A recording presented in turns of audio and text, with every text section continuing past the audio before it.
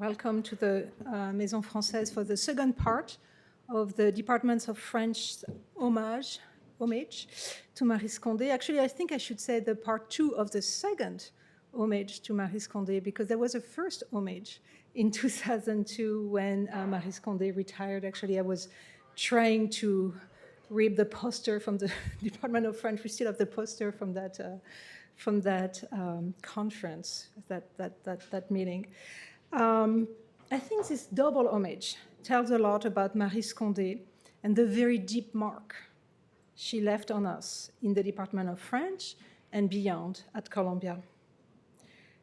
She taught for only 7 years at Columbia, from 1995 to 2002. And if you know Columbia, after all, that is not very long time in the Columbia's temporal scale.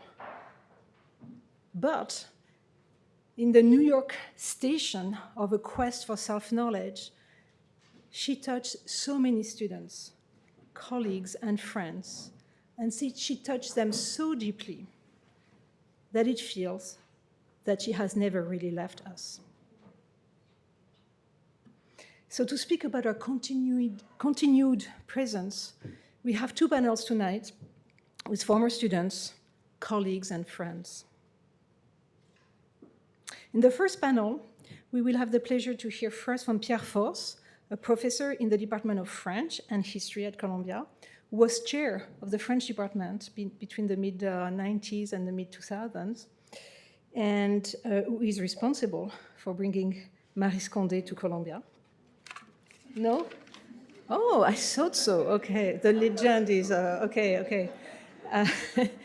And who has himself worked on the Caribbean region with a book called, many other books he's published. Wealth and Disaster was published in 2016, and I'm actually curious if there is some kind of, influence from Mary's thought there.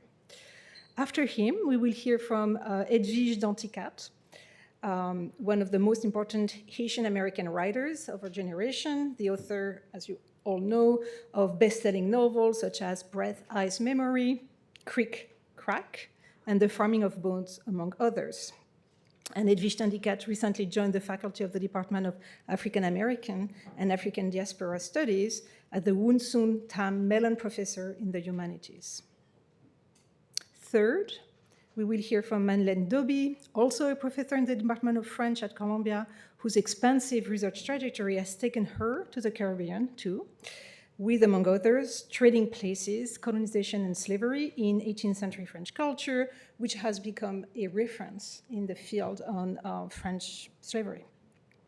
And last but not least, we will have Mame-Fatou Niang, an associate professor of French studies at Carnegie Mellon, but most importantly, a visiting professor in the Department of French at Columbia this semester, whose work on Blackness in France is redefining the parameters of the field, both methodologically and thematically.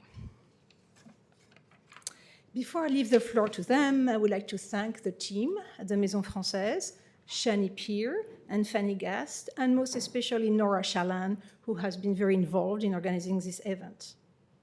I would like also to thank Miriam Briden from the Albertine bookstore, Miriam is here, for arranging a book sale, which is outside the door in the lobby, and for Albertine's generous support over the years and their support in putting together events for the Maison Francaise. So please join me in thanking our panelists in their homage to Maryse Condé.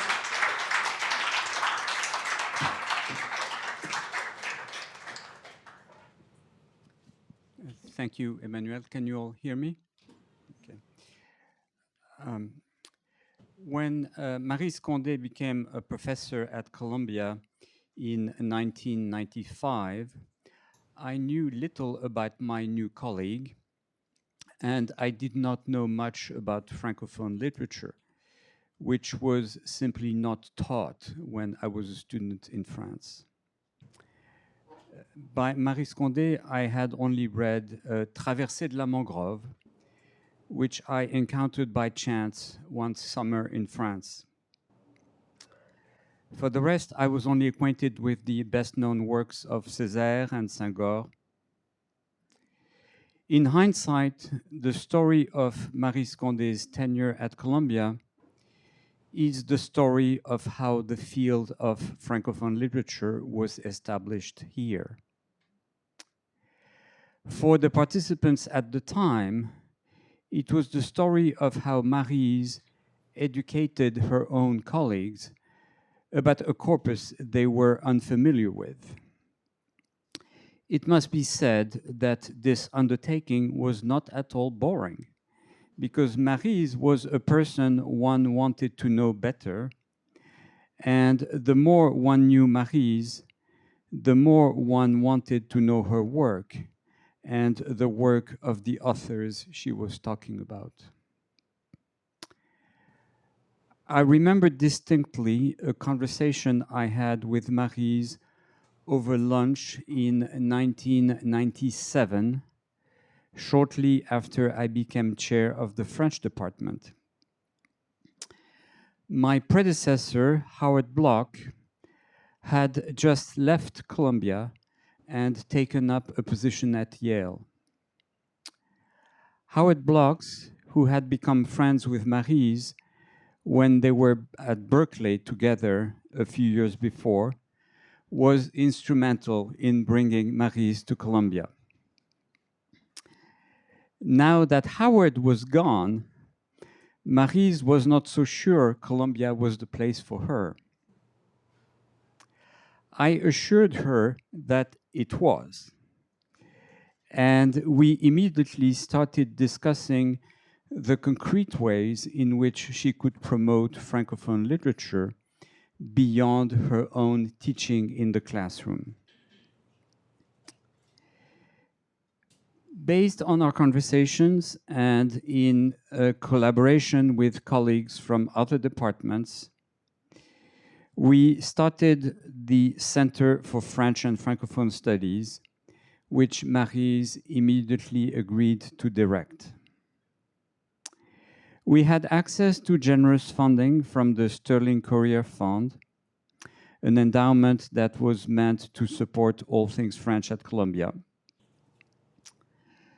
Maryse was a tireless conference organizer, possibly drawing on her experience as a journalist for the BBC. I remember that shortly after her arrival at Columbia, she had teamed up with Howard Block to organize a major conference on Paris and New York as capitals of the African diaspora. It was called Paris, New York, Migrations of Identities. That conference drew many distinguished speakers, including Skip Gates and Anthony Appiah, who were young scholars at the time. Once the Center for French and Francophone Studies was in place, Maryse organized countless events right here at the Maison Francaise. A one-day event on the 50th anniversary of Présence Africaine, a symposium entitled Les Vases Communicants on orality and writing in Francophone literature, a sprawling conference entitled The Chosen Tongue, Language and Construction of the Self in French and Francophone literature, which brought together Mongo Betty, Nicole Brossard, Nancy Houston, Václav Jamek, Daniel Maximin, Abdourahmane Waberi for a writer-to-writer dialogue first, and then with the scholars Jean-Louis Amsel, Émilie Apter, Bernard Cerchellini, Jean-Charles Montferrand, Gayatri Spivak, Roger Thompson, and several others. Perhaps the most memorable for Maryse and her colleagues was a colloquium in which more than half of the French department faculty traveled to Pointe-à-Pitre to talk about literary representations of slavery and the slave trade in the 19th century. I remember that Christiane Taubira was in the audience and asked many questions. That was several years before the French Parliament passed the law that bears her name. In all these conferences, Maryse Condé intervened little, preferring to let her guests speak, whom she almost always chose because she knew they would express opposing views on an issue. If one is invited, she said, one must invite the other, who will say the opposite. It was not a particular taste for controversy that guided this choice, but a skepticism of the best kind, the one which, according to ancient philosophers, consists in always speaking for and against to better uncover the truth. For a long time, I wondered how Maryse found the time to write, she who was so collegial and so attentive as a student advisor. I did ask her once, and her answer was, I write all the time. One of the things I admire most about Maryse Condé is that every one of her books was a new endeavor. The immense success of Ségou could have led her to publish 10 historical novels based in West Africa. She chose instead to renew herself with each book, whether it was a rewriting of Wuthering Heights in La Migration des Cœurs, a family romance in Désirada, short first-person texts in Le Cœur à rire et à pleurer, autobiography in La vie sans phare, or her last novel, L'Évangile du Nouveau Monde, an ambivalently comical and serious rewriting of the Gospels. I see it as a sign of the highest artistic ambition. From one book to the next, however, we keep hearing a familiar voice. I mean a voice in the literal sense. A slightly bumpy syntax, unexpected word choices, a tone that oscillates between irony and emotion. The art of Maryse Condé's style is there, to suggest in writing the tone of someone who is talking to you. This is especially poignant now that she is no longer with us, and knowing that Maryse's words have come to us through Richard's ear and through his hands. To read Maryse Condé is to hear the sound of her voice.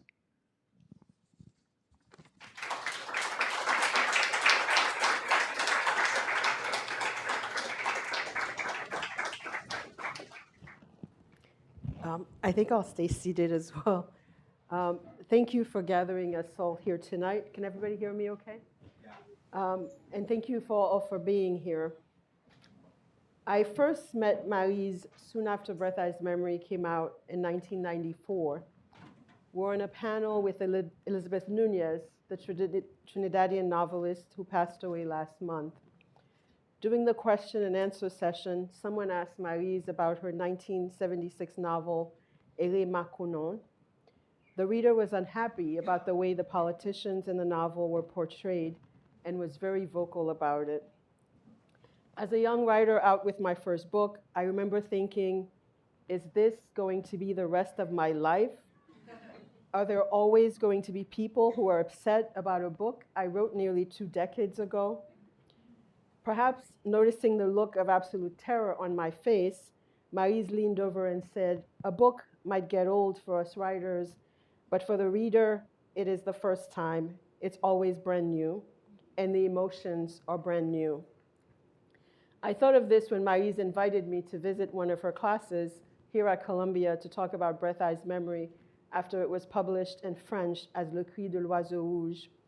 Before visiting her class, I had read Richard's translation of Traversée de la Mangrove, though I was a French and literature and translation major here at Barnard across the street, and my thesis was a partial translation of Maryse's 1986 novel, Moi si tu bats.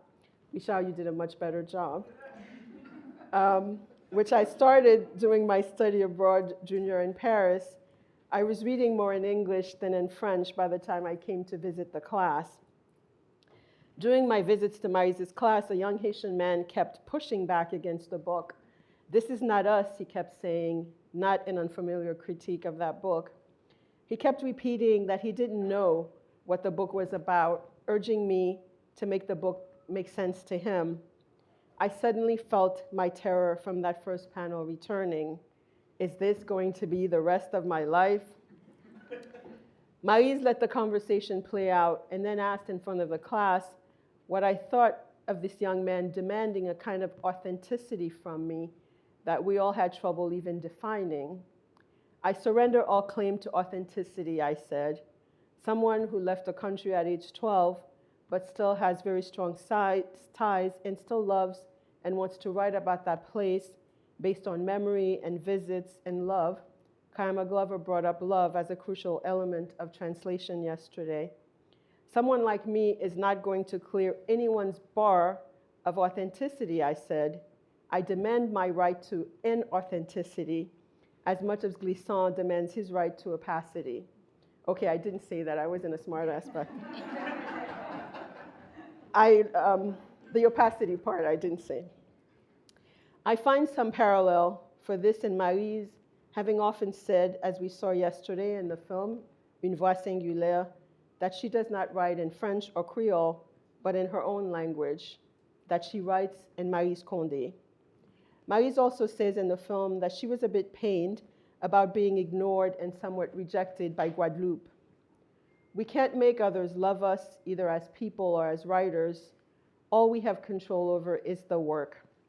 So that day, visiting Maryse's class with Traversée de la Mangrove as a fresh read in my mind, new to me though not to her, I was still mulling over rituals of inclusion and exclusion, who is a native and who is a foreigner, what makes us loved and unloved in a community, when, if ever, do we ever belong. I was mulling over those questions anew through the lens of the veillée, the wake in the book.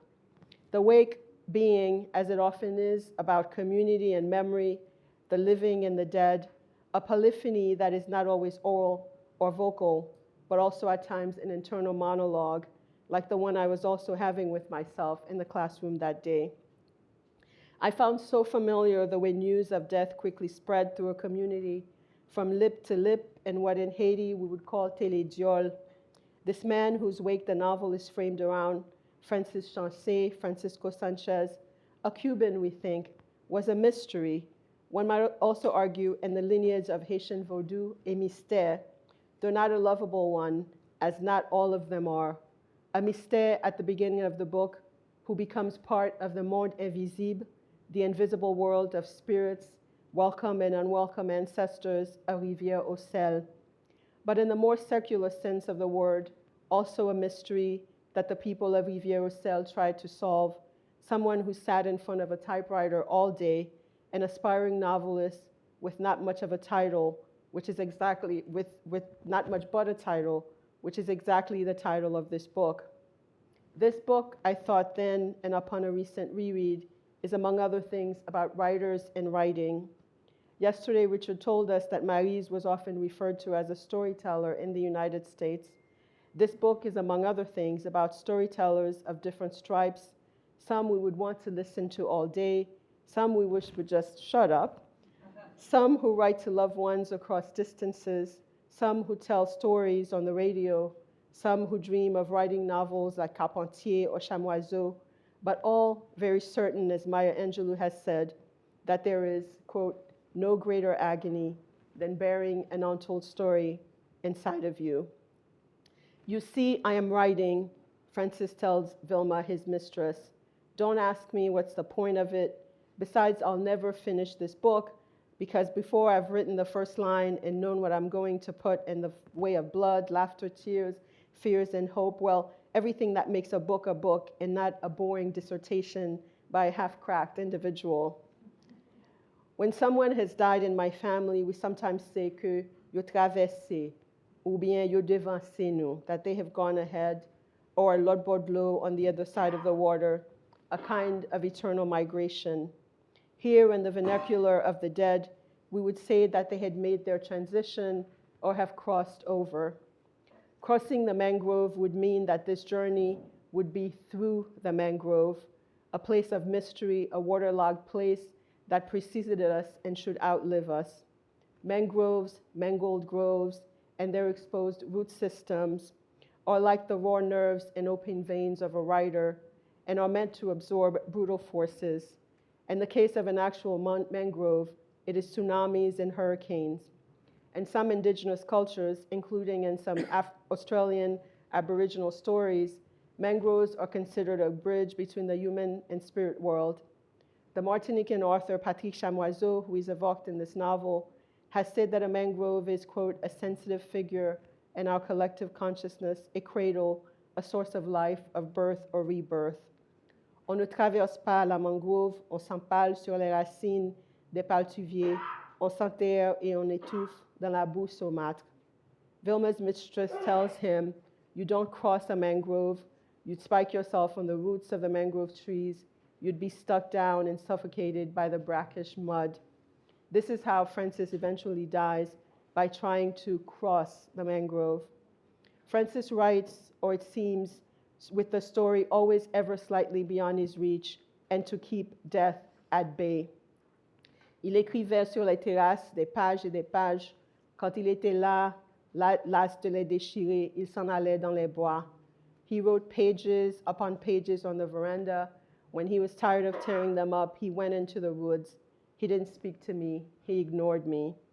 Everyone who lives with a writer is familiar with this feeling of being shut out of a process you don't fully understand, that they themselves don't fully understand, that even a word from you might disturb. Tu vois, est-ce que tu vois? Il est debout sur les beignets. Il m'attend, il compte les jours. Can you see him? Can you? He's standing under the ebony tree. He's waiting for me. He's counting the days. Muse or death, death as muse. Spirits haunt the storytellers in this book. The characters at the wake, Sanché in the book he will never finish, while confessing to Lucien, the other aspiring novelist, that to him, writing is the opposite of living. Carlos's letter to his brother Desinor, the Haitian, and the other novelist evoked, Chamoiseau, but also the Cubans Alejo Carpentier and Jose Lazama Lima. Maryse even has some fun with us when Lucien thinks of these writers and wishes he could discuss style and narrative techniques and the use of the oral tradition in writing with them. Lucien also thinks that the few Guadeloupean writers who did exist spent most of their time holding forth on Caribbean culture in Los Angeles or Berkeley. Maryse, I believe, spent some time in Berkeley. I thought of crossing the mangrove while writing my 2013 novel, Claire of the Sea Light, which also takes place in one night as a coastal community gathers to mourn a dead fisherman, but ends up still individually and communally focused on their own problems. The sea in Claire plays a similar role as the mangrove. I thought of crossing the mangroves as part of what my colleague, Farah Jasmine Griffith, refers to as the image vocabulary or visual and literary genealogy of my book. Sitting in Maryse's class during that visit, it occurred to me that Sanché could not finish his book because no book is ever really finished. It is always waiting for the next reader to come and complete it with their gaze, with their joy, or even with their anger and rejection. It is always new or renewable, which is also why we find different things in the same book when we read it at different periods in our lives. In her essay, Rootedness, the Ancestor as Foundation, Toni Morrison writes, it seems to me interesting to evaluate Black literature on what the writer does with the presence of an ancestor. Maryse is now an ancestor. In concluding, I beg Richard's indulgence to retranslate the following section a bit differently than he did, changing merely a pronoun. Il me semble que je n'ai jamais été plus près de Francis Sanché que ce soir, où il est là sans rien dire, partir pour ne plus revenir. Nos anciens disaient bien que la mort n'est qu'un pont jeté entre les êtres, une paracelle qui les approche, sur laquelle ils se rencontraient à mi-chemin pour se chuchoter tout ce qu'ils n'ont pas se confier. I think I've never been closer to Maryse than tonight, now that she is gone and will never come back. Our ancestors used to say that death is nothing but a bridge between humans, a footbridge that brings them closer together, on which they can meet halfway to whisper things they never dared talk about. Amid the patter of the rain on the roof, the scarping of the trees, the rustling of the grass, and we can add the Christmas carols outside, and the rustling of the wind as it steals between the badly joined planks of this house, I seem to hear her voice speak mysterious words I never heard before, lifting the enigma of who she was. Merci.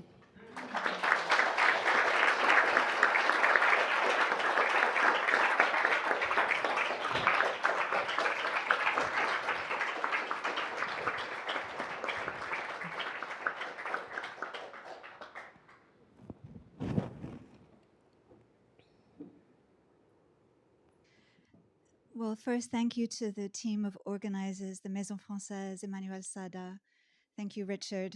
It's really nice to have you here with us. It was wonderful to listen to you yesterday. It's been wonderful to listen to. A little louder, is that better? It's been wonderful to listen to everyone so far and to remember Maryse in this way. In 2019, Kayama Glover and I organized at the Columbia Global Center in Paris a conference honoring Maryse Condé that later became the basis for a special issue of Yale French Studies. We gave the conference and the volume the same title, Maryse Condé, a writer for our times. Though Kayama and I agreed that this title was vague, what exactly defines our times, and who does the possessive adjective our refer to? We nonetheless chose it because it seemed to capture something important about the appeal and influence of Maryse's work. At the time, she had just been named as the recipient of the New Academy or Alternative Nobel Prize in Literature, an award created after the official Nobel was put on hold due to a scandal involving, among other things, sexual harassment and assault. As a writer who had not shrunk from depicting rape in several of her books, Maryse Condé met the moment created not just by the Nobel scandal, but more broadly by the Me Too movement. Her work also resonated with other movements for justice and equality that commanded international attention in the late 2010s, notably Black Lives Matter and the global climate strike. The issue of race-based inequality and prejudice, of course, traverses Maryse's work. The fragility of the natural environment and the damage wrought by unrestrained capitalism is also a significant theme. Last night, Kayama and Richard read the final chapter of Traversée de la Mangrove, which we just heard about again. It opens with a long list of the varieties of tree that grow in a particular commune of a particular island in the Caribbean, and unfolds as a reflection on human beings' rootedness in the land they cultivate. One of her later novels, En attendant la montée des eaux, describes by contrast the devastation of Haiti, first by the flooding unleashed by Hurricane Ike, and then by the earthquake of 2010. Natural disasters exacerbated by human activity, including deforestation, the felling of the trees, the loss of the mangrove, to which I think Edwidge was in a way alluding. Activity that can in turn be traced to economic fragility and political instability. To say in 2019 that Maryse Condé was a writer for our times was of course to say that she had throughout her career been a writer ahead of her time. This untimeliness is a quality that Maryse herself addressed in several places. For example, in her 2012 memoir, La vie sans phare, where she observes that she was a late bloomer, coming to writing only at age 40. As the working mother of 4 children, a poteau mi-temps, living from paycheck to paycheck and moving from one newly independent West African country to another, she began to write, as she puts it, when my life got less problematic and I was able to trade my real-life dramas for paper ones. Maryse also emphasized that her work at first met with a chilly reception. In retrospect, the reasons for this muted and at times hostile critical response are obvious. Beginning with her first novel, Eremakonon, she departed from themes and precepts that had defined Francophone Caribbean literature. Whereas Negritude-era writers had put Africa on a pedestal, Condé depicted African nations in the throes of decolonization in a less than rosy light. The revolutionary leaders who appear in her novels are in many cases on their way to becoming dictators, locked in toxic power struggles while the people languished in poverty. And where the Negritude writers celebrated the diasporic bond between Africans and Antilleans, Condé pointed to deep differences and in some cases tensions among Africans, African Americans, and Antilleans.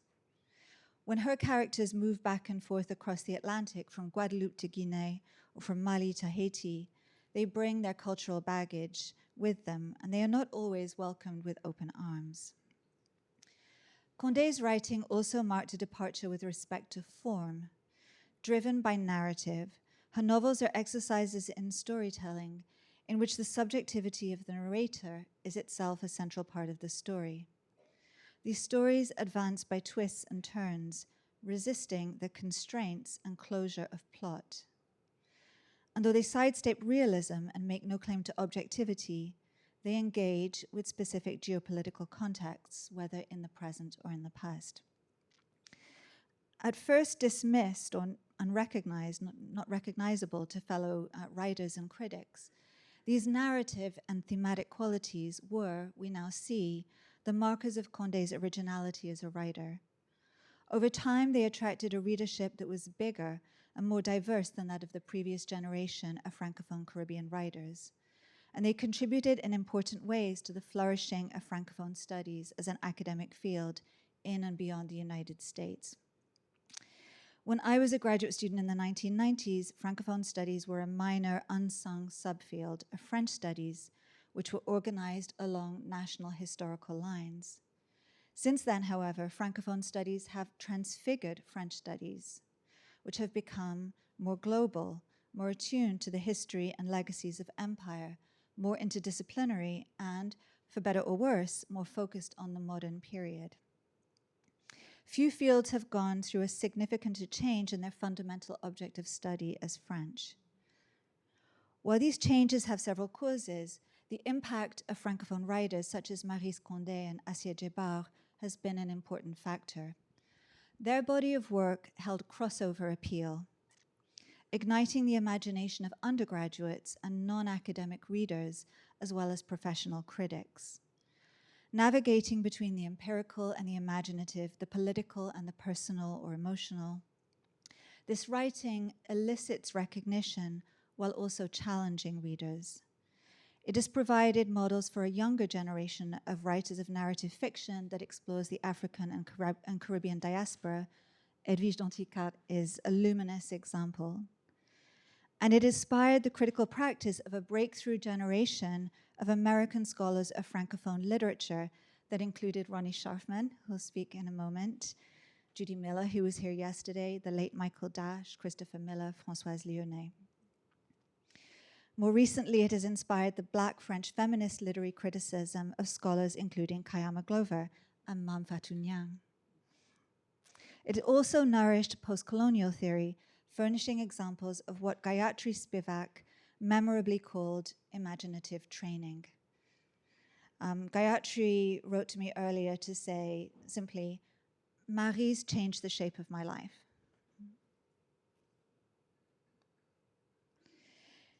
If Maryse's work has by now captivated several generations of readers, it is of course also because of her literary and life partnership with her English translator, Richard Philcox.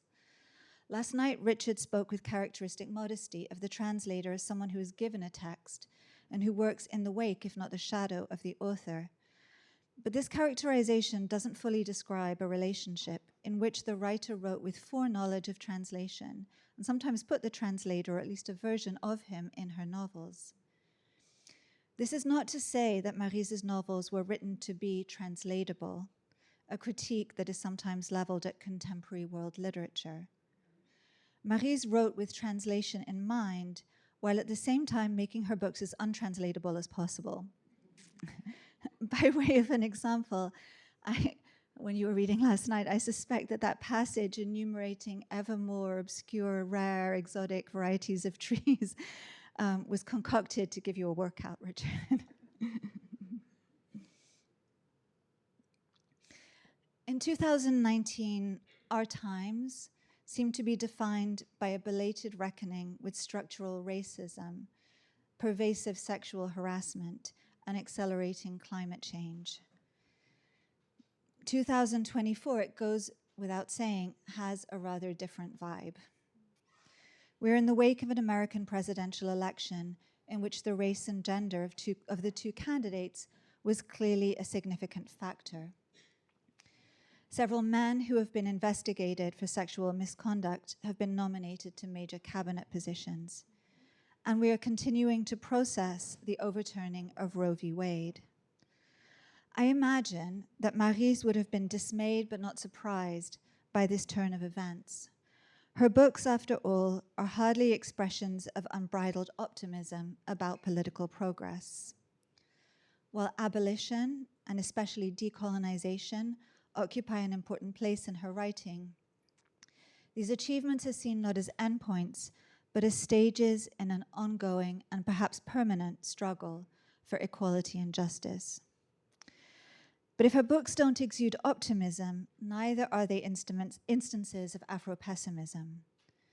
They are lucid about the prevalence of prejudice, greed, and the lust for power, but they are not resigned to it. Maryse's vision is in this respect close to that of Frantz Fanon, the thinker whom she rejected as a young student, but later came to embrace as a kindred spirit, and they share so much, I think. Since the overturning of Roe, many readers have turned to Annie Ernaux's searing memoir, L'Événement, which describes the writer's quest to terminate an unplanned pregnancy when she was a student in the 1960s, years before the legalization of abortion in France.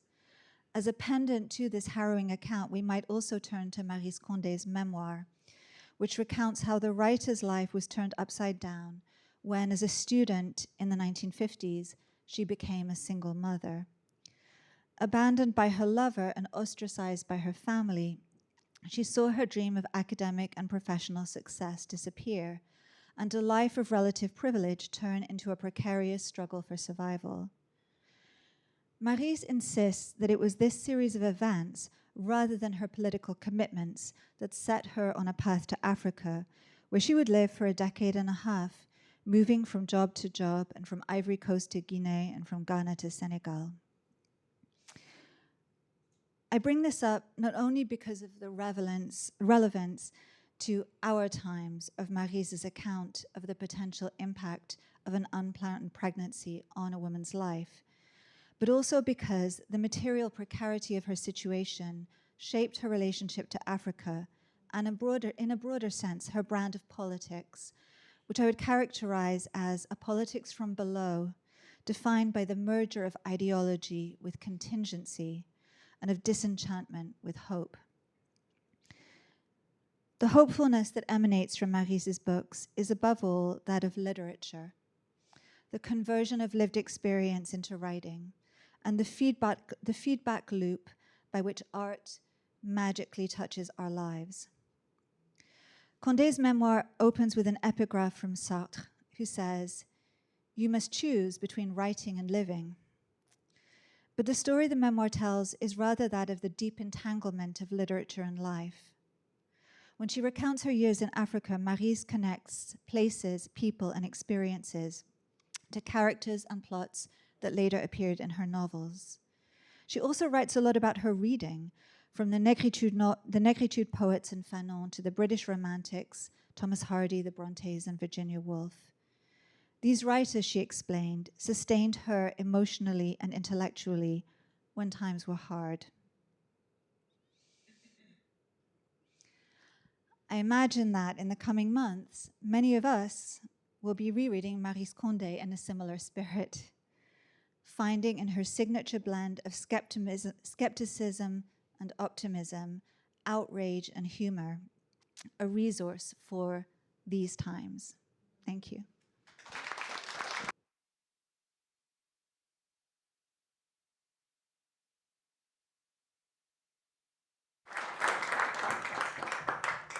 Merci.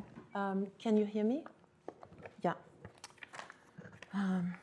Again, thank you. Thank you for the invitation and thank you for being here. Merci. Vous m'entendez? Oui? Maryse, Maksama. In Senegal, where my family originated, Maksama is both a salutation, an acknowledgement, and an endearing word with no real equivalent in French. Part big sister, part friend, part auntie, the Maksama is at once a person, a place, and a feeling. Not always related to you by blood, it is a person who brings you comfort, the person who can hear your secrets and untangle the roots of the deepest taboos, those you cannot share with mother or baba. The Maksama is also a place where one restores the heart and the soul, a place to dream and learn, laugh or cry, be annoyed or joyous. Maryse, this is what you are to generations of Black girls in the diaspora. Black girls who learned with you that it was okay to have questions. You are Maksama to generations of Black girls in the diaspora who learned with you that these questions were not figments of our imagination. The tremors we felt in our bodies, the silences nested in our tongues, and the shadows that we saw inside neatly put together grand narratives. In you, we find comfort, traces of untold past, and sketches of possible futures. We are the one that you write for and about.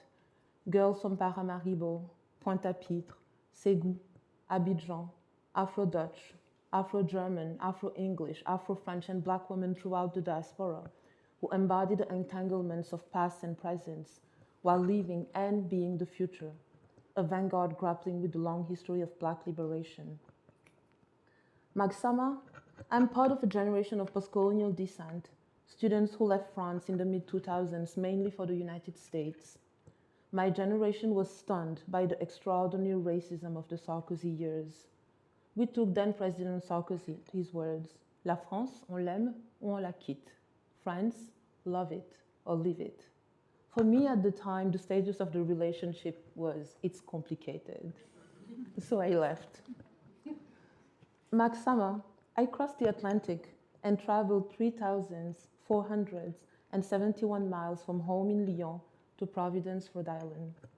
I had to cross the Atlantic and travel 3,471 miles to hear your name for the first time. To this day, I can still feel the many sensations that came with seeing that unknown name on an American syllabus, the feelings that came with learning about you. That syllabus is framed in my office in Pittsburgh in lieu of my doctoral diploma.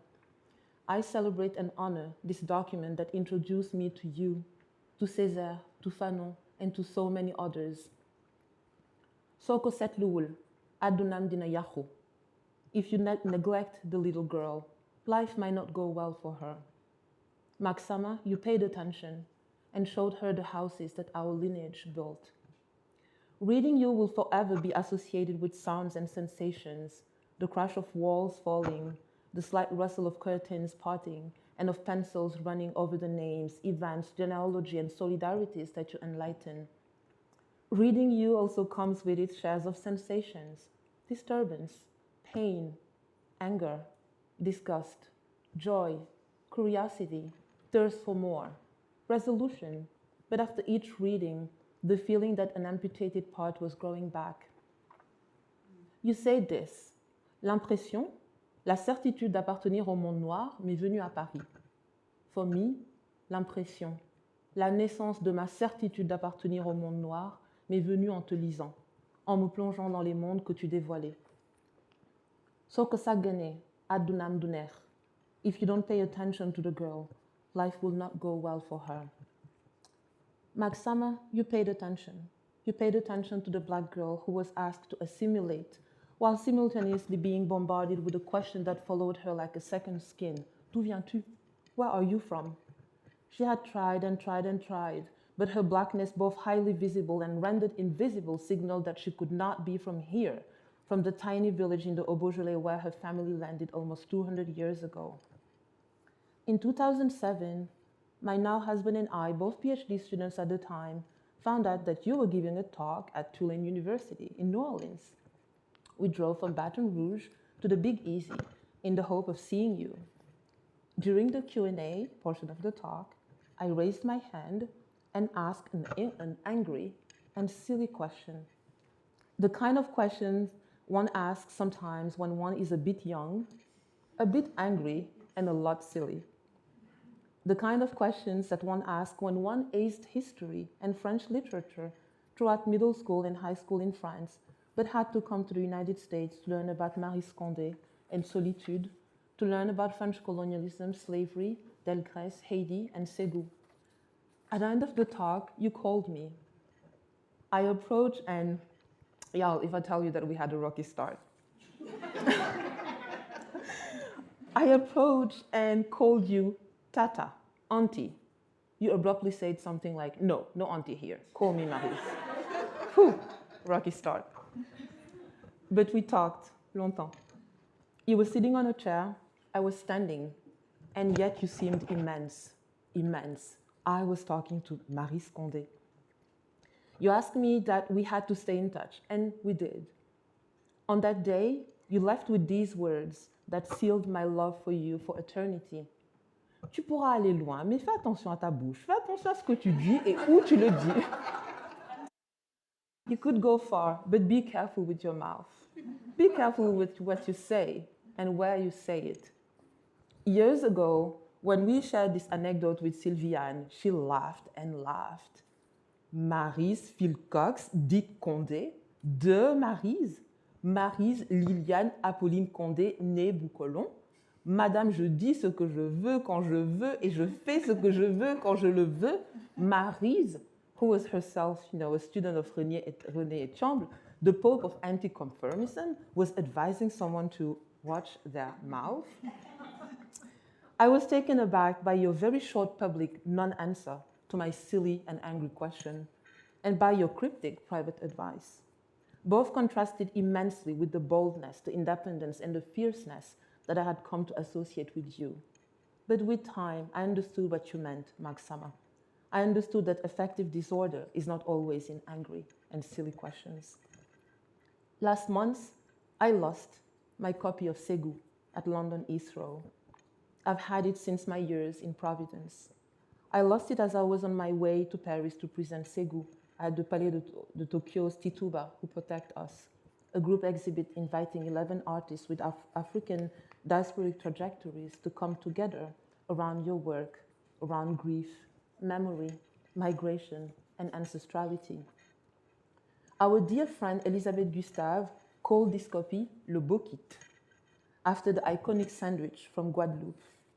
Like its culinary counterpart, my Ségou, a companion of 18 years, was stuffed and topped to the brim, overflowing with colorful post-its, banded corners, and handwritten notes that were an ode to the beauty of your writing, to the richness of your archival piecing, and of your historical work.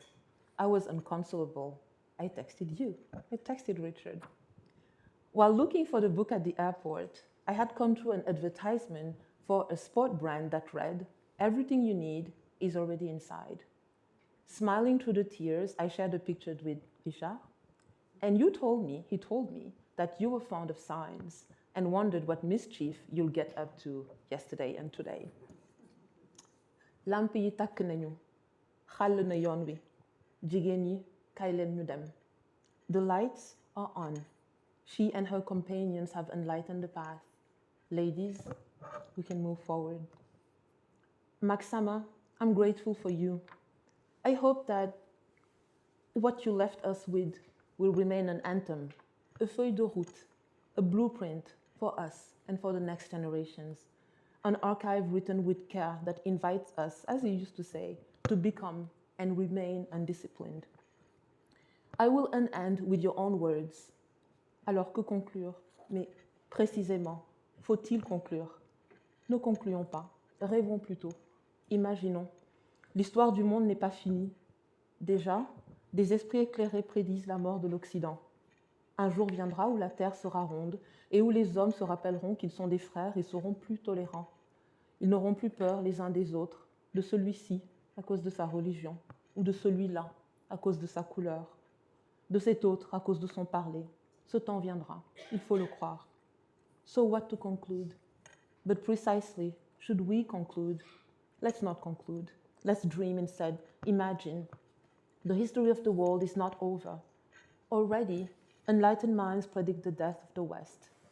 A day will come when the earth will be round and men will remember that they are brothers and will be more tolerant. They will no longer fear each other, one because of his religion or the other because of the color of his skin, another because of how he talks. That time will come. We must believe in it.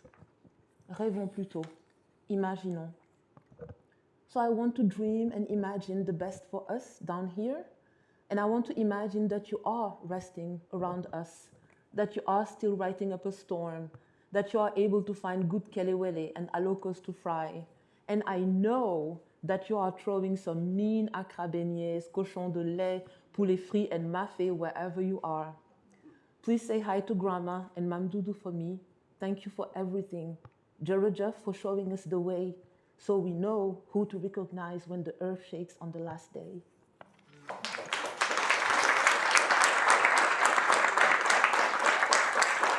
Hello, welcome back. We're going to continue for the two remaining speakers of this evening's program. So please take your seats.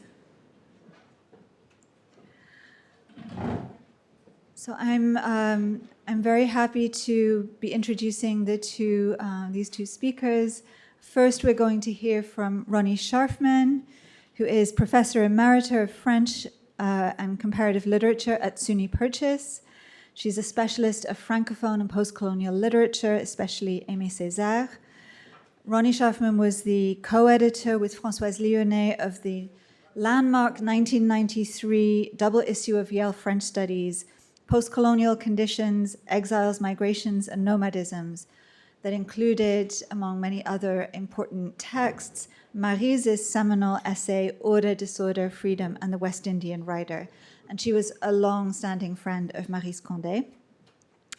And then we will hear from Brent Edwards, who is Professor of English and Comparative Literature at Columbia, a specialist of African American, African diaspora literature and culture, and especially music, a theorist of translation and cultural encounter, and a translator himself, most recently of Michel Leiris's Afrique Fantôme. As you know from the program, we were also meant to hear from our colleague Gayatri Chakravorty-Spivak. Unfortunately, Gayatri is really not doing well health-wise today, so she can't be with us. She sends her regrets. And as I mentioned before, she emphasized in her emails to all of us how much Maryse's writing, Maryse herself, meant to her, and how profoundly this relationship changed her life and her thinking. So we miss Gayatri, but we have two fantastic speakers nonetheless. So I'll hand over to Ronnie Scharfman.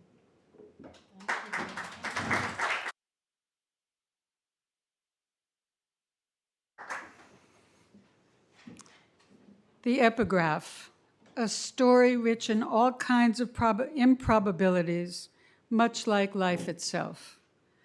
When Maryse Condé presented me with a copy of En attendant la montée des eaux, she inscribed it, à Ronnie qui le lira un jour. So I would like to thank the organizers of this tribute for giving me the opportunity to work on that novel. Yay, Krik! Yay, Mr. Krik! Because first and foremost, Maryse is a consummate storyteller who, while waiting for the inevitable waters to rise, regales us with tales and fables, proverbs, imagined countries, characters beloved and unlovable, and narratives that are so complex as to leave us stunned but never bored. She gives herself over, and her readers along with her, to the plaisir du texte, yet always subtly treating the most serious of contemporary subjects, as Madeleine showed us. And yet she makes us laugh out loud. Her literary imagination is capacious and comic, irreverent yet concerned with the state of today's world. It contains multitudes. I would first like to describe my experience of reading this novel, how to account for the fact that I was so confused, unable to keep track of who was who, when and where events were recurring, was A before B or vice versa, emphasized by such locutions as, "Let us now go back to the story we interrupted," or "Let's rewind," or "Let us follow Movar on the road to Labadé," all versions of "Meanwhile, back at the ranch." The novel's temporal structure is composed of numerous imbricated stories. I couldn't keep straight whose story was whose, their infinite regresses like Russian nesting dolls, their endless cast of minor characters, and various anecdotes morphing into universal verities. After several readings, I understood that this chaos effect is not only due to my fading lights, but is a discursive strategy. The novel's complex form is in the image of the warring factions it depicts, be they in generic post-colonial African countries or in Haiti. The reader is like its protagonist, Babacar, incapable of distinguishing among enemy parties in the perpetual conflicts in which he is embroiled. They are all random and arbitrary, patriots, soldiers, militias, gangs, chimeras. En attendant la montée des eaux, first published in French in 2010 and magisterially translated by Richard Philcox as Waiting for the Waters to Rise in 2021, is a kind of éducation sentimentale of its Malian hero, Babacar Traoré II. Expatriated early in the novel from a fictional African country because of political violence, Babacar's meditations and peregrinations to Guadeloupe and then Haiti, often returning back and forth in time and place to Africa, form the potomitan of this novel. Unusually for Condé, the protagonist is a man, but a rather naive one, a feminized one, a kind of anti-macho, out of touch with his sexuality, except for a few outrageous coups de foudre. He moves through adventures that befall him with very little awareness of what is happening, clueless about politics, yet nonetheless always caught up in their repetitive madness. His chosen profession is that of obstetrician, inspired by his Malian grandmother, a midwife. Why can't a man bring life and not just death into the world, he wonders. He will adopt a baby girl of Haitian origin whose refugee mother he delivers and who dies in childbirth, setting the narrative in motion. Furthermore, as an only child, a mama's boy, he is counseled, cajoled, and criticized by his cynical mother, Tekla, the only woman he ever loved. She functions as a kind of puppeteer, a porte-parole of the author, inventing Babacar's life as it unfolds. A unique Oedipal situation, however, since Tekla died in Babacar's childhood, as unable to leave him as he is her, author and creation, she accompanies him in his dreams, commenting with unmistakable Condean irony on his behavior. She may be dead, but she's nonetheless emasculating. Tekla's identifying traits, both Guadeloupean and blue-eyed, make her suspect among suspicious, superstitious Malian cultures. Fiercely independent, hers is the critical voice of the ultimate outsider, warning against deadly dogmas. Unlike her literary ancestor, Veronica, she does not go to Africa in search of roots that would dignify her status, believing that one's birthplace is a mere accident of life. She goes there to teach. This all may account for Babacar's affinity for male friendship and the novel's turning into a kind of ingenious bro narrative. As is typical in Condé's fiction, these relationships are based on affiliation rather than filiation, denying forms of identity based on family, tribe, race, politics, religion, language, class, country of origin, what Thekla wryly characterizes as cumbersome myths. Rather than being divided into chapters, the novel is separated into discrete voices. Thus, we have Movar's story, Babacar's story, Fouad's story, Roger Meji's story, Estrella's story. The first three are the names of that unlikely troika that forms the core of the novel. Each tale expands into others, growing by a process of laboring and accretion, disparate details being added like dribbled sandcastles, only to disappear with the next wave. These accumulated narrative syntagms enact a poetics of diversity and possibility, globalizing the story's specifics. So we'll meet a character just once, from Korea, Cuba, China, Yemen, Salt Lake City, always with a condensed narrative, or we have names of musicians from all over the world whom I listened to on Spotify as I worked, or ethnic filmmakers from Africa, comically criticized by a doctor who dreams of being the African Spielberg, or the Haitian-German bordello Madame Buch, repository of Caribbean culture. The cumulative effect on us as narratees is dizzying, as Maryse displays her immune global culture and artistic tout monde. The critic Christian Macroix characterizes the literary practice as, quotes, an almost infinite proliferation of narrative rhizomes and generations, the inexhaustible invention of links among all the regions, end quote. Babacar's first male infatuation with a certain Hassan from the fictional African country of Ebronea is everything Babacar is not, a womanizer, multilingual, cosmopolitan, and politically ruthless. He follows Hassan home from Montreal to Ebronea to work as an obstetrician and is confronted with all the deadly conflicts and civil wars of post-independence Africa. Hassan is caught up in ethnic, regional, and power-hungry political betrayals, including of Babacar, who eventually must flee to his mother's Guadeloupe. Since Babacar will once again be the unwitting witness to such endless and incomprehensible upheavals once he finds himself in Haiti, we realize Maryse is textualizing her concern for the seemingly inevitable destructuring of post-colonial societies across the globe. A disillusioned Babacar will nonetheless form two other male attachments, these apolitical that transcend nationality, background, and religion. A different but recognizable Condé and dramatis personae, what Movar, Fouad, and Babacar share is their condition of being stateless, refugees, migrants, asylum seekers, expats, all displaced, disoriented, and lonely.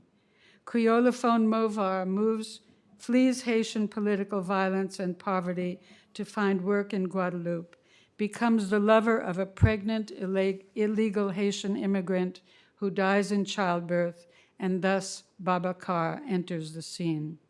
Fouad flees Palestinian refugee camps in Lebanon to escape the terrorism that resistance would demand, passes himself off as Lebanese, and runs a restaurant in Haiti called Cedars of Lebanon. But his dream is to be a resistance poet of the statue of Mahmoud Darwish. How these three form a motley crew, find each other, bond, protect one another, is a long story, or rather a series of stories I cannot rehearse here. To the illogic of what draws them together, like that of falling in love, Maryse might answer, parce que c'était lui, parce que c'était moi. More importantly, their three-way friendship provides the ethical thrust that anchors this multi-layered novel. They are the device through which Maryse eschews the illusions of political ideals, denounces hypocrisy, prejudice, greed, and corruption. Maryse may be irreverent, cynical, even pessimistic, but she is not a nihilist. In place of these destructive stances, the novel offers a humanistic model of elective affinities defined by trust, loyalty, generosity, tenderness, even sacrifice. Together, the three men brave various tragedies and challenges that lay bare the dysfunctions and disasters of post-colonial societies. Examples: the alienated, light-skinned, prejudiced bureaucrat in Guadeloupe who disdains Babacar's determination to adopt the Haitian orphan Anais, the endless series of political coups in Guinea and those in Haiti, the devastating ecological disaster and destruction after the Haitian hurricane. And finally, although poor Mauvais is robbed and murdered trying to get work on American cruise ships, Fouad and Babacar, having decided to leave the endless chaos of Haiti, will turn around at the airport with baby Anais because the huge earthquake has struck. They will stay together and dedicate themselves to the relief effort. Maryse is suggesting that although we can neither predict nor control human or natural calamity, we can decide how to act and react. Subjective agency based on moral values is our saving grace. These three unlikely souls, 3 men and a baby, form an intentional community founded on the healing ethos of reciprocal aid. The fidelity of friendship has a redemptive role in this story. So too does art. No people, no country has a monopoly on cultural production. Cursed Haiti is blessed with artists who can alone expiate the sins and crimes of the cycles of endless conflict. According to the sculptor Giscard, quote, "If our people manages to resist and survive so many calamities, it's thanks to the magic of its thousands of artists. Art uses the splendor of music, painting, and sculpture to wipe out the ugliness and evil of the crimes committed by every regime, the theft and looting by every dictator, and their savagery," end quote. Art, and by extension, literature. So in conclusion, I would like to emphasize that Maryse has always been inhabited by stories. And like Sherazade, telling them is a question of life or death. More recently, exhausted after producing each new novel, she would declare, "This is the last one." Yet as the waters of her devastating degenerative illness rose around her, she continued to write her novels. When she could no longer type or see, she dictated them, first to Richard, then to her friend Pascal. I would like to imagine that as she lay dying, she still had one last story to tell. Look at the table here. She has left a magnificent legacy, fittingly honored by all of you. Thank you.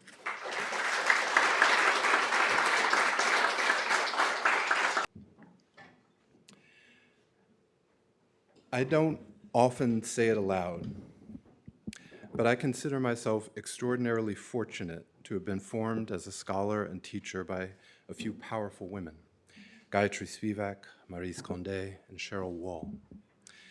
They were not all my teachers in the strict sense. I took every seminar Gayatri offered during my first 3 years of graduate school, but I had finished my coursework by the time Maryse joined the faculty in French at Columbia, and I didn't meet Cheryl until I was hired as an assistant professor at Rutgers, where she was chair of the English department.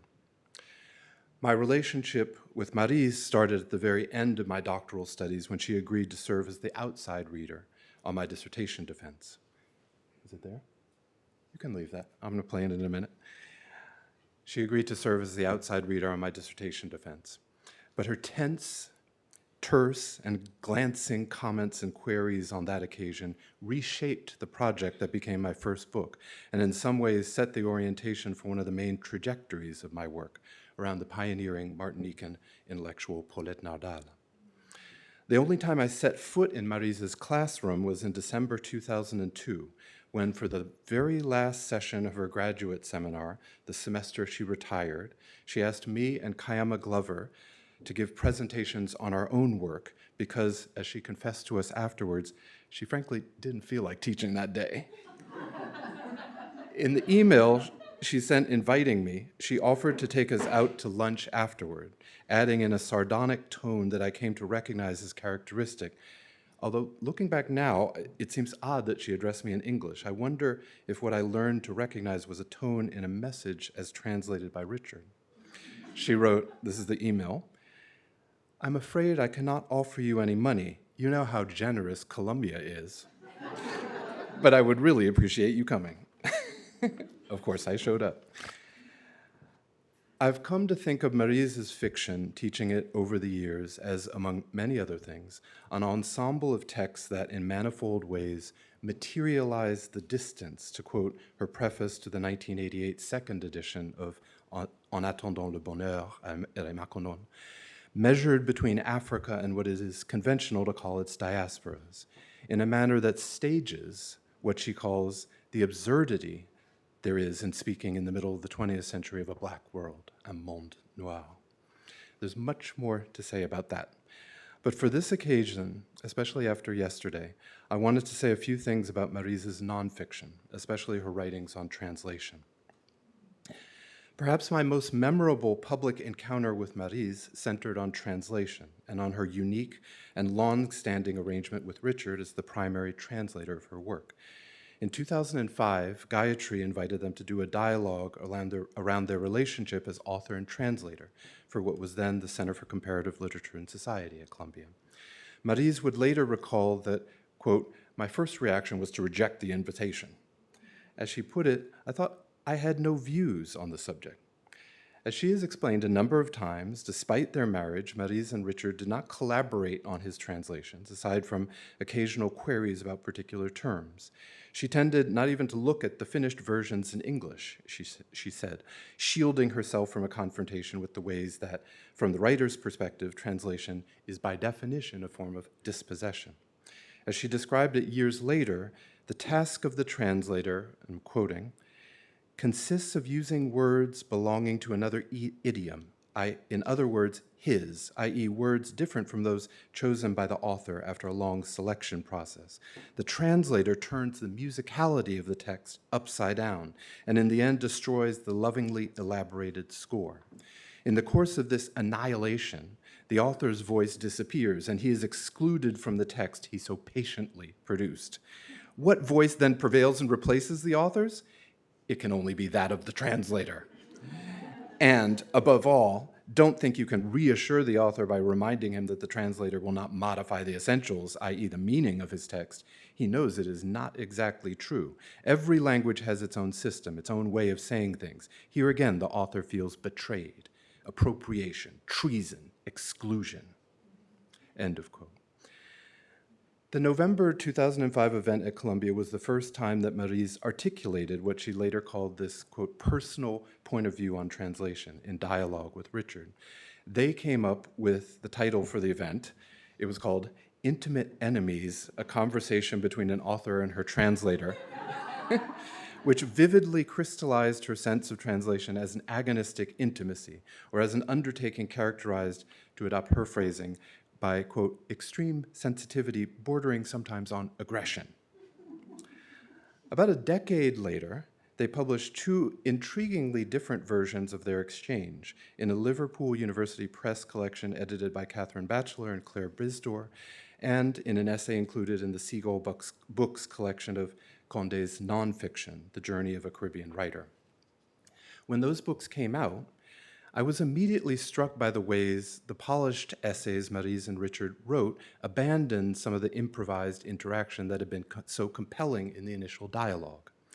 Although it isn't mentioned in the published versions, when they emailed Gayatri to suggest the title for the event, I have the email, Maryse wrote, quote, "It seems to me we need a title a bit spectacular to attract the audience." They also suggested that it might be useful to have a moderator. Gayatri proposed me, since I knew them and had worked as a translator myself, and floated the idea that she and I could serve as co-moderators. But Maryse wrote back the next day with a curt rejection, quote, "4 people seem a crowd. Decide between you and Brent. Love, Maryse." So Gayatri graciously or mischievously assigned the task to me alone. Little did I know what I was getting into. At the event, after Gayatri's introduction, Maryse was the first to speak.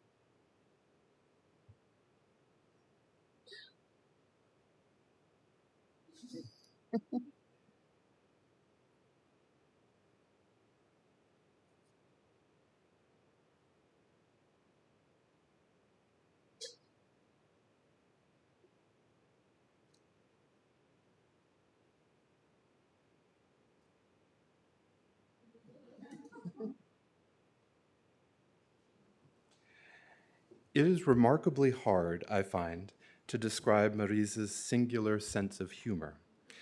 But I suspect that for all of us who knew her personally, it was one of her most prominent aspects in terms of the way she comported herself.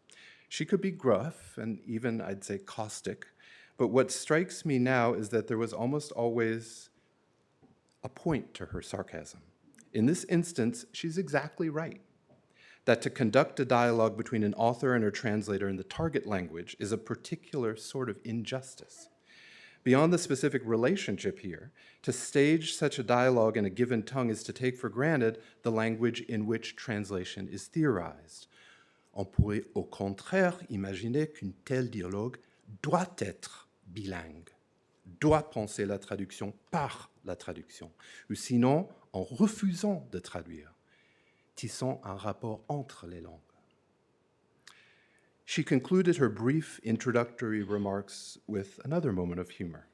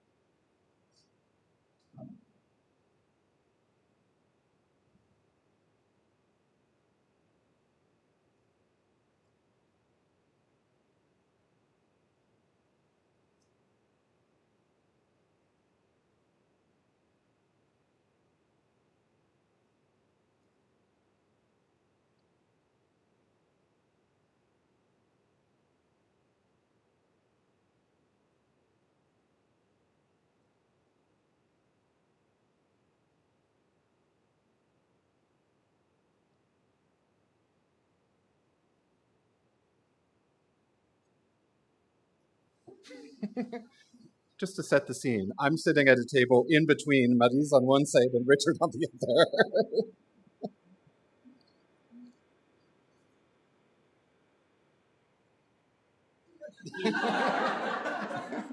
That was me, scrambling.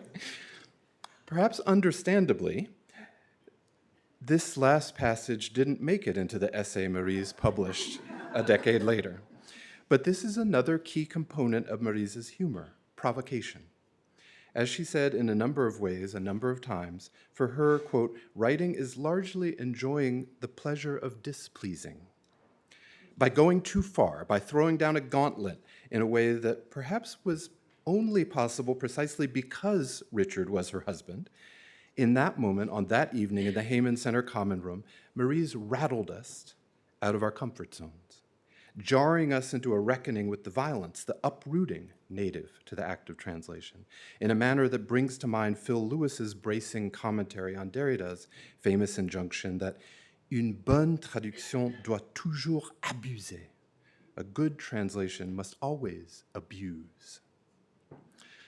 I want to close by returning to something Maryse said at the beginning of her remarks, the first audio sample I played at the 2005 event. She stated, "Language is already a translation of the world we live in, of the world we have inside of us." To follow the implications of this point is to realize that perhaps the relationship between author and translator is less a contest or a struggle than an unexpected complicity, a shared investment in modalities of writerly appropriation, estrangement, and recasting. After all, Hester Prynne is translated into I, Tituba, Black Witch of Salem, just as Tituba, a slave originating from the West Indies and probably practicing hoodoo, as she was described in passing in the records of the Salem witch trials, is transposed by that novel into an enslaved woman from Barbados who gets to go home. Maryse explained in one interview that her 2009 novel, Les Belles Ténébreuses, started with a conversation she had with one of her students here at Columbia, a Palestinian who had grown up in Libya. "I didn't theorize cosmopolitanism," she said. "I didn't ask myself any questions about it, not at all. It's simply that the student told me a story that was truly extraordinary, and I told the story in my fashion." In other words, she was translating. I mentioned that the two versions of Intimate Enemies that Maryse and Richard published in 2014 were intriguingly different.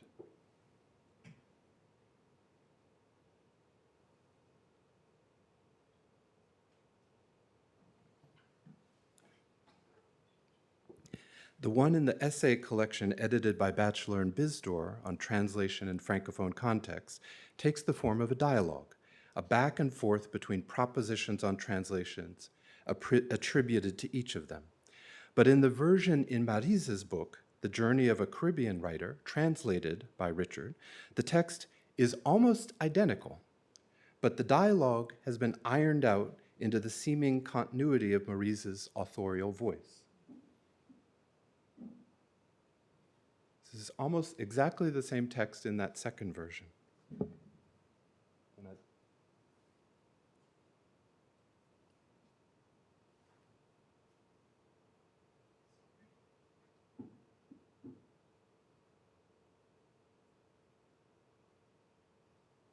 I think you can see, even just with a quick glance, that it's almost identical, but it's been put into her voice. This unheralded shift strikes me, actually, as an elegant parable of the dynamics of translation in general. Two imperceptibly become one. Or better, it is revealed that one was never only one. So here we are, all translators. To translate involves a combination of modesty and ambition, a decision as a writer to put oneself at the service of another person's voice, but also, and at the same time, the audacity to shape that voice.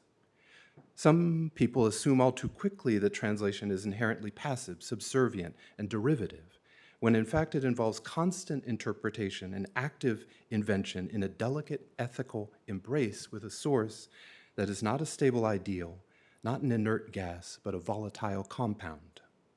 If there's a lesson in the practice, it's the same one Maryse herself identified in her act of homage to Emily Bronte in her novel La Migration des Cœurs.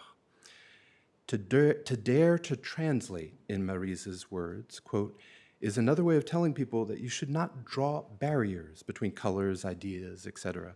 It's as if you should never cross a barrier, when in fact, to live is to cross barriers. Thank you.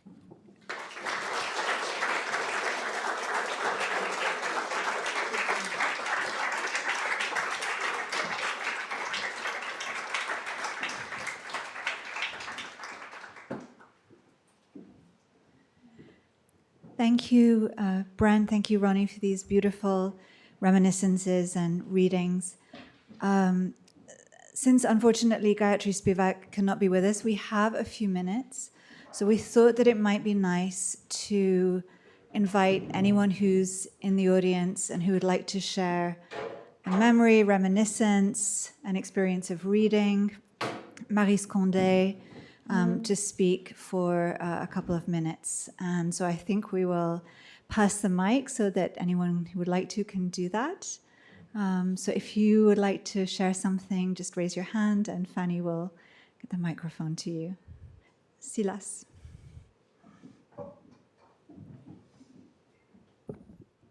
Yeah, I really want to thank you for organizing this event for Maryse. I remember Maryse giving her inaugural lecture here at Columbia in this room. So it's very moving to be here to pay tribute to her. And there's one thing I want to remember about Maryse is that she was very generous. People talk about her as being, about her irony, about her everything, but she was very generous. And I say that because when I was a student at the University of Yaoundé, I was working on Maryse, and I wrote to her. I think she was at that time at Berkeley, using the mail, telling her how it was difficult to get articles on her. She sent me like 6 articles.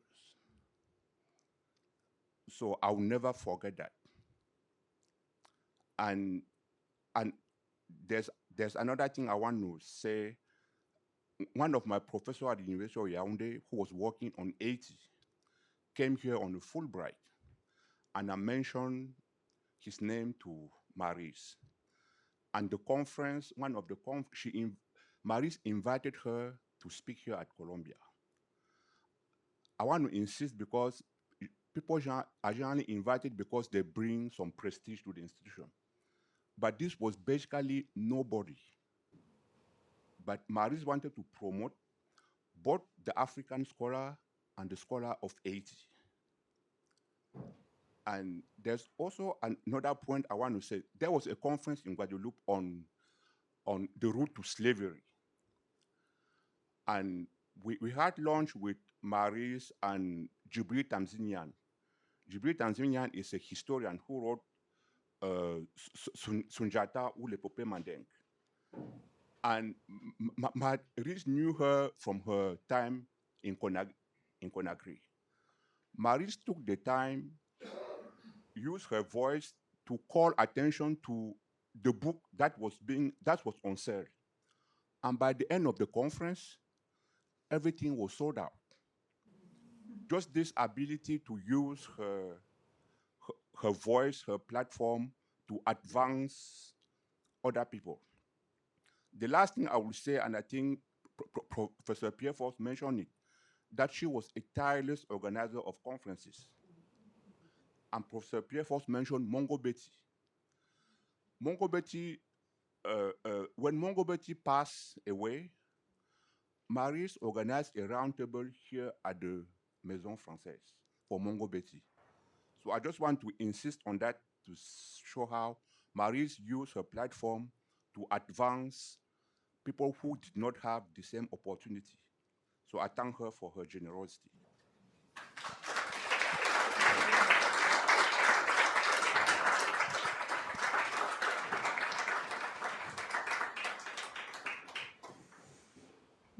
Would anybody else like to share a memory or an experience of reading?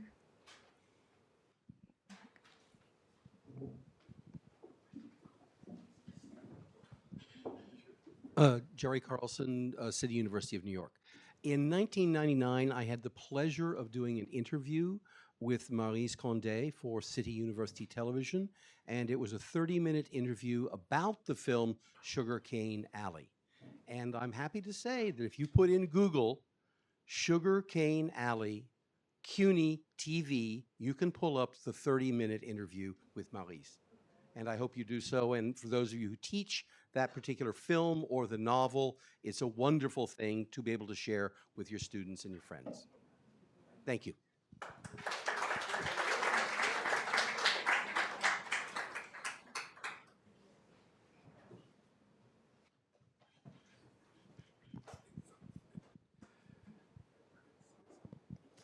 Oh, yeah, I think you should say something. And if there's not enough time, then I'm very happy to pass the mic to you. Is there enough time if Richard will say something? Okay, okay. My name is Christy Pekikero, and I'm a professor of French, associate professor of French and history and African American studies at George Mason University. And I came to know Maryse Condé in disembodied form through a woman who resembled her in many ways and suggested that I must discover her, my own mentor at Princeton, Toni Morrison. And through Toni, I came to know of Maryse, of her work, and of the person who she was, and precisely surrounding that question of generosity and uplifting future generations, and which was something that Toni also did, but also not without some sarcasm and curt commentary along the way. There was no calling her Tata. They hold that in common as well. But our discussions today remind me of the legacy that it is now ours to bring forward, about who Maryse was and also about her work. That in this moment when African American studies is becoming global Black studies, where there's a transformation in the field, Maryse's work should be at the forefront of what we teach and what our students learn. And so at this inflection point, Maryse can again guide the way. And at a time when we know that our institutions, and this is something that Madeleine was talking about, our current times, when our institutions, when the humanities in particular, will be increasingly under fire, it is important that we speak to our colleagues in other departments, in other disciplines, because your analysis, Ronnie, of reminds us so clearly that this novel could be taught in an international affairs or global affairs course, that this novel could be part of a political science course, that this novel could even go onto a syllabus that I'm trying to develop right now on race and economics in a global sphere, which is going to be co-taught with an economist. And so this is a time also for us to be creative about how Maryse's insights and deep global thinking can help us to move forward in a difficult time.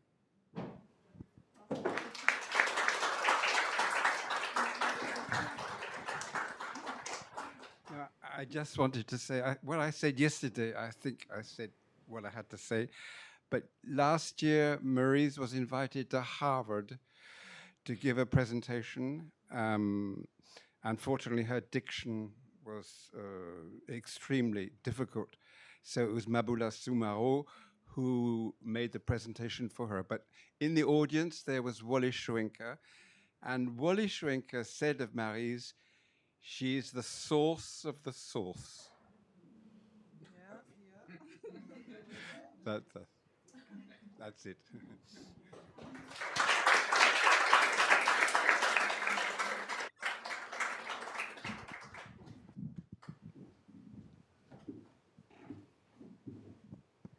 It's tough to follow, Richard, but my name is Felisa Reynolds. I'm an associate professor at the University of Illinois, and like a lot of people here, I was a student of Maryse's, and I think it's been said before, but I want to say it again. When we talk about Maryse's generosity, if you knew her, you know how fully she truly was a generous person. And to have been her student once is to have stayed her student forever. And so those of us who were able to study under her, and to whom she opened up her home, her life, it was just such a beautiful thing. And it was so generous. And we can't say that enough times, how generous she was, and Richard as well, obviously. But just, yes, if she's remembered for her writing, of course, but may she also be remembered for her generosity forever.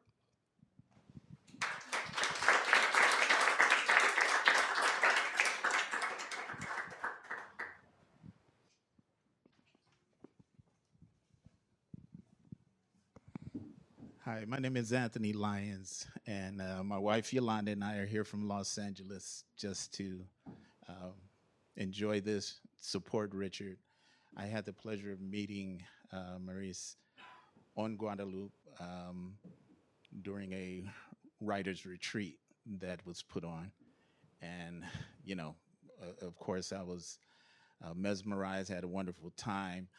I showed how ignorant Americans are to her, but she tolerated me and allowed me to continue to pester her for the next 20 years, right? So I American women often try to present younger. So I thought I was being cute and I called her Mademoiselle. And she said, "No, I am a married woman." You know, I was like, "Oh, I guess, you know, the the I don't know, it was funny to me that you know, she was educating me still, right? Telling me that no, this is not how we do that. You know, we don't pretend like that. So, you know, but again, I continue to stay in contact with her, to what I call pester her for the next many years. And I'm just here to support Richard and to say how much I loved Maryse. Thank you.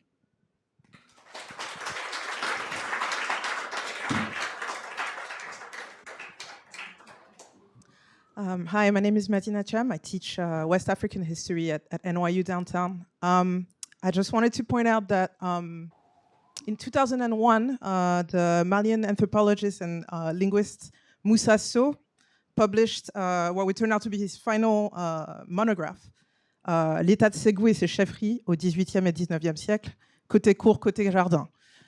So Ségou and his chiefdom from the 17th to the 19th century, which is a result of over 15 years of sustained ethnographic research, oral tradition research, and archaeological research that Moussa Sow conducted, and he was probably the foremost specialist of Ségou in Mali. And this book is probably going to stand as the most definitive account on Ségou. And the first page mentions Ségou, the Ségou that we all know, and Maryse Condé, and pays her tribute for having had this ability to depict with such precision and such sensibility the particular atmosphere of this Bamanan kingdom. And so I just wanted to point that out. She was indeed the source of the source. Yeah, I'll just leave it there. Thank you.